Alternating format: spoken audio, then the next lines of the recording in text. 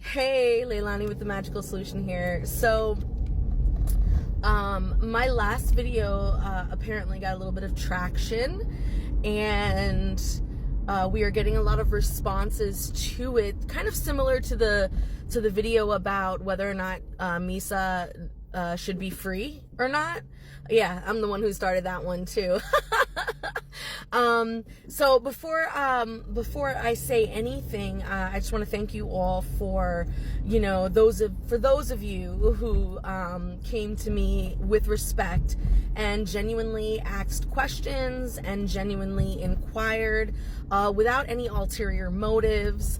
Those who requested to be a part of my online Misa so they can see for themselves. Again, I want to thank you so much for respectfully asking and for doing so with pure intentions, because the reality is that it is happening. Whether you like it or not, it's happening. Online Misas have been going on now for about 10 years, just a little under 10 years. We have dealt with issues of mounting. We've dealt with issues of gausas. We've dealt with several things. And I mean, we're still, again, it's a new field. We're still traversing. There's still things that we're ironing out and figuring out. But it's here and it's here to stay. So in terms of, making videos as to whether it should or should not be, it's too late. It is. It is what it is. So that's number one. Number two, the concerns of safety are legitimate. That's one of my main concerns too. As a matter of fact, when we first started this work, that was my biggest concern was safety, right? And how to ensure that participants are safe, right? And we have protocols for that as well. So again, I got a lot of feedback that was concerned about, the evolution of this practice. Some people do not see it as evolution, and some people don't see it as necessary to evolve.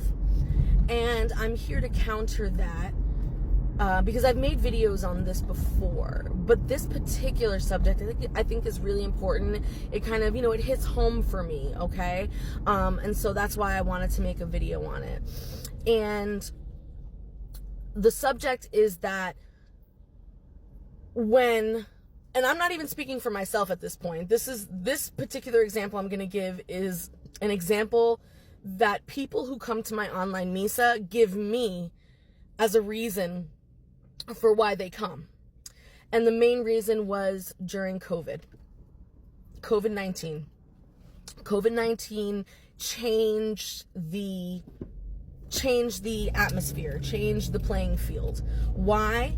Because we physically could not meet in person. We could not meet in person. Not only was it not legal at the time, but it was also extremely, extremely unsafe, right? And what COVID-19 did was expose people and their immunity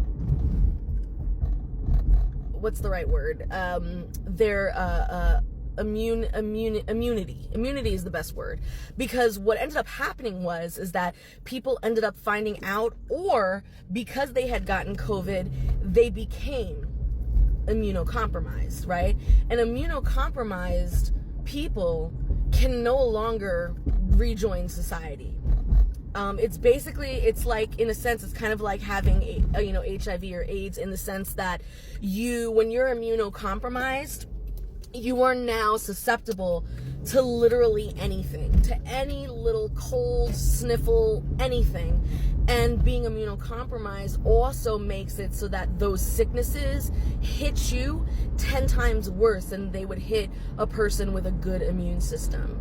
And so a common cold for a regular person with a regular immune system could be a death sentence for someone who is immunocompromised. right? So that right there changed the playing field. We had many elder espiritistas die during COVID. They died during COVID because they didn't want to let go of the tradition of being seen and having their misas in person. And that's just a fact. People died. So let's recenter the conversation as to why we need to have online options for everything that we offer. People die. Okay. Number two, the reason why we have online misas and why the evolution of this practice is so important, and now I am speaking from personal experience, and the part that does hit home for me specifically is for neurodivergent populations. I'm speaking on this as personal experience, but also because the neurodivergent community has come to me on several occasions, thanking me to the heavens that they have a safe space to go to practice and develop their mediumship, to commune with their spirits without fear of being ostracized because of their neurodivergence, but mainly because of the rituals and protocols that we all love so dear are not neurodivergent friendly. Meaning, drums or rattles, loud singing, cigar smoke, getting slapped around with herbs. Any of those things can be extremely triggering for a neurodivergent person who has a very difficult time in social settings to begin with, right? People who, like myself, have a very difficult time being in public settings to begin with, let alone public settings that require you to be spiritually vulnerable around strangers.